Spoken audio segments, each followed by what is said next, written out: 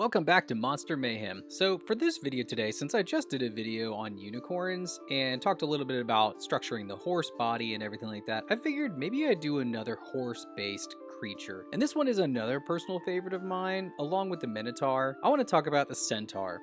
So let's make it make sense, right? So if I'm going to do my little graph here, I want to talk about how you can structure your Centaur to make it more of a monster. So you have your little quad graph right here, and that you have your man, your monster, you've got your horse, and you've got your, quad-ish type of monster. Depending on where you want to land on that is how you're going to structure your Centaur. I typically really like the more mythological version, which is sort of more humanoid, but that's just me. What about attaching the two pieces? So if I'm going to go with this idea that's more humanoid, I want to start with, humanoid torso. Now, at the lower part of your abdomen where it meets your pelvis, you have this natural V that is formed. Now, that V right near the hips is going to be super key. So as we draw our horse, kind of the front facing part of the horse, we've got the long neck and we have the larger area for the chest and the pecs, and there's no collarbone per se for the horse like we would have in our chest that would be equivalent, but it does make a very natural V. And so if you take those two pieces together and you look at them visually and isolate them, they're essentially two little puzzle pieces that you can stack together. Now that's really fun to know because then you automatically have some points that you can just go to, and depending on what you want to do, if you want to make your torso much smaller or you want to make your torso really elongated,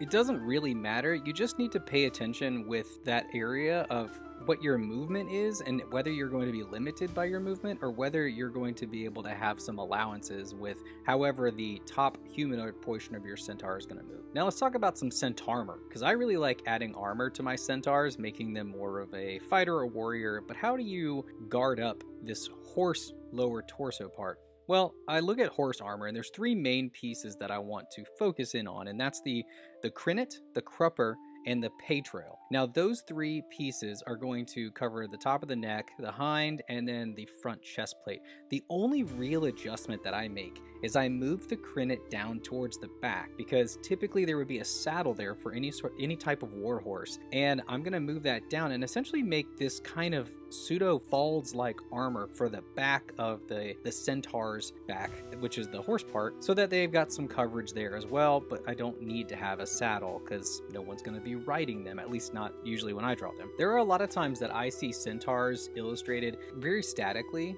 and I think it's because drawing Centaurs in action is kind of difficult, because whenever we have a human, we have a very central line of action that really indicates our weight and our movement, and we can follow that. But how do you do that when you have a human horse and it's basically at a 90-degree? Well, the way that I look at it is that you need to have a primary and a secondary line of action. So I tend to run my largest primary line of action, which is going to sweep the majority of the human torso part and the horse part. And then my secondary action usually is going to be indicating what my front portion of the legs are going to be doing. Now you can keep them either against each other, which is the perpendicular type of line of actions, or you can keep them close together in line, more fluid, and that's the more parallel type of line of actions. Now, that's not necessarily super technical. That's just a great way that I like to look at it, and that's really helped me whenever I want to try to make something seem like it has a lot more movement, especially a Centaur, something that's complicated like that. Because horses are capable of such cool dynamic movement,